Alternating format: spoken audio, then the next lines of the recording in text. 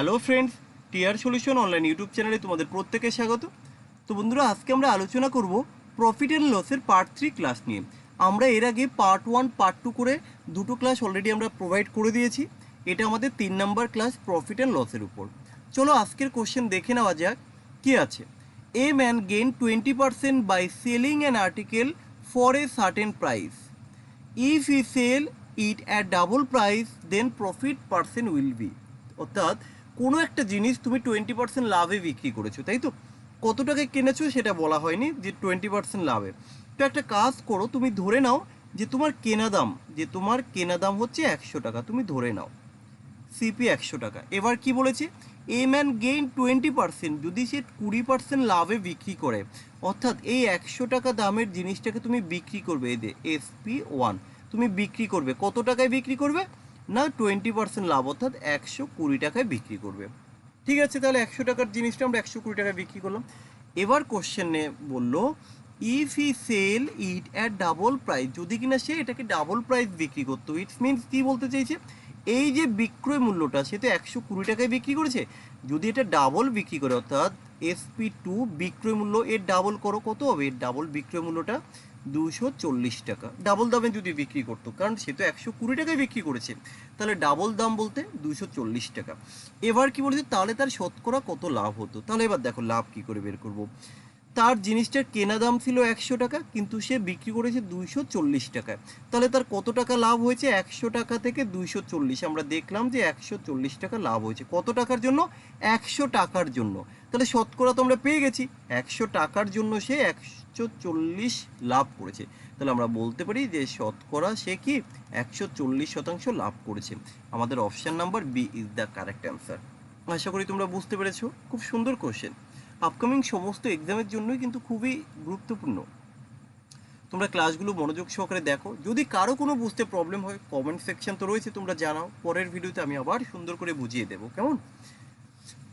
2 নম্বর question কি বলেছে, a man sells his typewriter at 5% loss. তাই তো একজন মানুষ তার টাইপরাইটারটি বিক্রি করেছে 5% লসে। অর্থাৎ ধরো সে টাইপরাইটারটা কিনলো ধরো 100 টাকা দিয়ে, তাই তো। এবার সে কি করলো, এই যে 5% লসে বিক্রি করেছে। 5% লস বলতে এই যে 5% লসে, তো বিক্রয় মূল্য তাহলে কত হবে, তখন 95 টাকায় বিক্রি করেছে।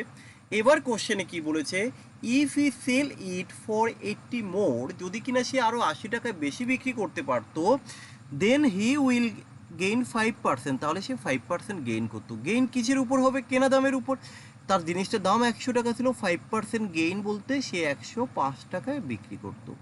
তাহলে দেখো এই যে 105 টাকায় বিক্রি করতো, আর আগে কত বিক্রি করেছে, 95, তাহলে এই ডিফারেন্সটাই তো হচ্ছে 80, এর জন্যই তো সে 80 টাকা এক্সট্রা পাচ্ছে। তাহলে আমরা এখানে দেখে নিই কত ইউনিট সে বেশি পাচ্ছে।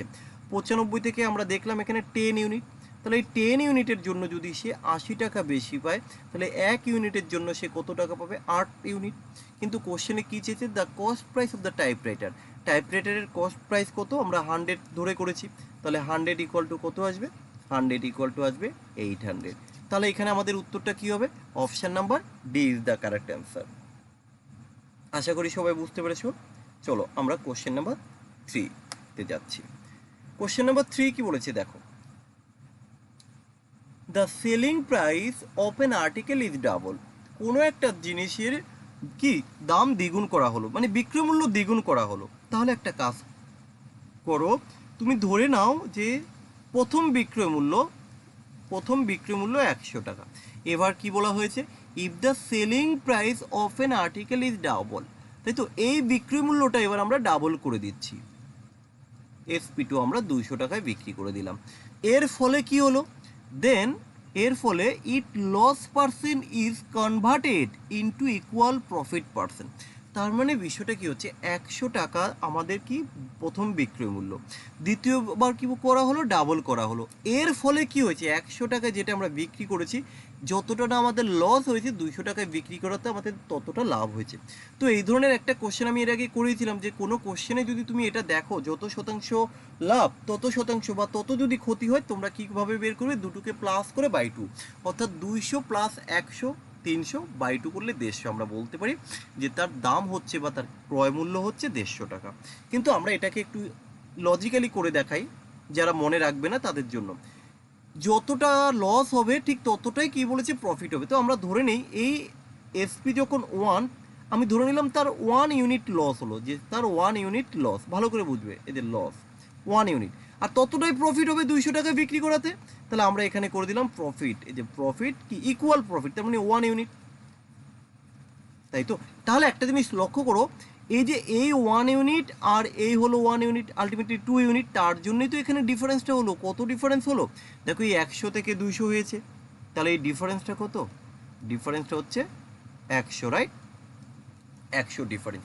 এবার তাহলে আমরা কি বলতে পারি না যে 2 ইউনিট ইকুয়াল টু হচ্ছে 100, 1 ইউনিট ইকুয়াল টু কত 50, তাহলে 1 ইউনিট যদি 50 হয় তার মানে সে 50 টাকা লস করেছিল, আর এটা যদি হয় সে 50 টাকা লাভ করেছিল। তাহলে যে জিনিসটা 150 টাকায় বিক্রি করেছে 50 টাকা লস, তার মানে আমরা বলতে পারি তার সিপি কত, তার সিপি হবে 150 টাকা। একই রকমভাবে 200 টাকা যদি বিক্রি করে 50 টাকা লাভ হয়, 1 ইউনিট তো 50 টাকা, তাহলে আমরা বলতে পারি এখানেও আমাদের ক্রয় মূল্য 150, তার মানে আলটিমেটলি আমরা পেয়ে গেলাম ক্রয় মূল্য 150। এবার কি চেয়েছে ওরা দেখো, the loss percent on the article, তাহলে ওই দ্রব্যটির উপর কত শতাংশ লস হবে। তাহলে এবার দেখো তুমি, তার কেনা দাম কিন্তু 150 টাকা, তুমি লস কত করেছো 50 টাকা লস করেছো। তাহলে এবার কি করবো, এই যে 50 টাকা আমরা লস করেছি কত টাকায় 150 টাকায়, তাহলে শতকরা কত শতাংশ লস হবে। আচ্ছা তুমি এটাকে কাটো, 5 দিয়ে কাটলে 3, 3 দিয়ে 100কে কাটলে কত হবে 33 পূর্ণ 1/3%, এত পার্সেন্ট লস হবে। আশা করি তোমরা বুঝতে পেরেছো। যারা এটা বুঝতে পারোনি তারা কি করে করবে, ক্রয় মূল্য বের করার নিয়মটা বলেছিলাম, যদি একটি দ্রব্য বিক্রি করলে যত শতাংশ লাভ বা যত টাকা লাভ হয়, ডাবল বিক্রি করলে তত টাকা ক্ষতি হয়, যত আর তত থাকলে আমরা বলে দিয়েছিলাম দুটোকে যোগ করো। তাহলে এখানে আমরা যেটা ধরেছিলাম 100 আর হচ্ছে 200/2 করো, দেখো 150 চলে আসবে। তাহলে এই 150 হচ্ছে কেনা দাম, তাহলে তুমি 100 টাকায় বিক্রি করেছো 50 টাকা লস, তাহলে আমরা লস শতাংশটা বের করে নিলাম। বুঝতে পেরেছো? খুব সুন্দর একটা কোশ্চেন। যারা বুঝতে পারোনি তারা একটু কমেন্ট সেকশনে জানিয়ে দিও, আমি আবার বুঝিয়ে দেব। পরের কোশ্চেন কি আছে, a man purchase A bedsheet for 450, 450 টাকা একটা বেডশিট ক্রয় করেছে, and sold it A gain of 10%, calculate on the selling price. বিক্রয় মূল্যের উপরে কিন্তু এখানে 10% গেইন করেছে। আমরা জানি ক্রয় মূল্যের উপরে লাভ বা লস হয়, তাই তো, কিন্তু এখানে গেইনটা করেছে কিসের উপর, বিক্রয় মূল্যের উপর। Then the selling price of the bedsheet, তাহলে ওই বেডশিটের বিক্রয় মূল্য কত। খুব সুন্দর কোশ্চেন, একটু বুঝতে হবে। দেখো এই যে 10%, তাই তো, এই যে 10% গেইন করেছো, 10% বলতে আমরা জানি 1/10, তাহলে এই যে এখানে কি বিক্রয় মূল্যের উপর লাভ করেছে, এই যে বিক্রয় মূল্যের উপর, তাহলে আমরা বলতে পারি এই 10 হচ্ছে তোমার এসপি বিক্রয় মূল্য, এই 1টা কি, 1টা হচ্ছে তোমার প্রফিট, রাইট। তাহলে একটা জিনিস লক্ষ্য করো, যে জিনিসটা তুমি 10 টাকায় বিক্রি করেছো 1 টাকা লাভ করেছো, তাহলে আমরা এখানে একটু লিখি যে তোমার এসপি হচ্ছে কত, এসপি হচ্ছে তোমার 10 টাকা, আচ্ছা সিপি কত, 10 টাকায় বিক্রি করেছো 1 টাকা লাভ হয়েছে, তাই তো। তাহলে তুমি কিনেছো কত টাকা দিয়ে, তখন তোমার 9 টাকা নিশ্চয়ই কেনা দাম। তাহলে এবার দেখো, a man purchase A bedsheet কত, 450 টাকায়, তাহলে আমরা এখানে বলতে পারি এই 9 ইকুয়াল টু এই যে কেনা দাম কত 450, তাহলে এখানে বিক্রয় মূল্য চেয়েছে, যে এসপি বিক্রয় মূল্য, এসপি কত 10, তাহলে এর সাথে আমরা কত গুণ করেছি, এর সাথে আমরা 50 গুণ করলে 450 হয়, এর সাথে তুমি 50 গুণ করো, তাহলে কত আসবে 500 আসবে। তাহলে আমরা বলতে পারি the selling price of the bedsheet was 500। Clear? খেয়াল রাখবে যে কখন বিক্রয় মূল্যের উপর লাভ বলে দেয়, কখন ক্রয় মূল্যের উপর লাভ বলে দেয়, এই জায়গাগুলো একটু নজর দিতে হবে, কেমন। পরের কোশ্চেন দেখো কি বলেছে, Nishad bought 25 books for 2000 and sell them at a profit equal to the selling price of 5 books। কি করলো নিশাদ, 25টা বই কিনলো 2000 টাকা দিয়ে, এবার সে বিক্রি করছে কিভাবে, যে equal to the selling price of 5 বুক, 5টা বুকের বিক্রয় মূল্যের সমান কিন্তু সে লাভ করে ফেলেছে, তাই তো। তাহলে এই কোশ্চেনটা আমি দুভাবে দেখাবো।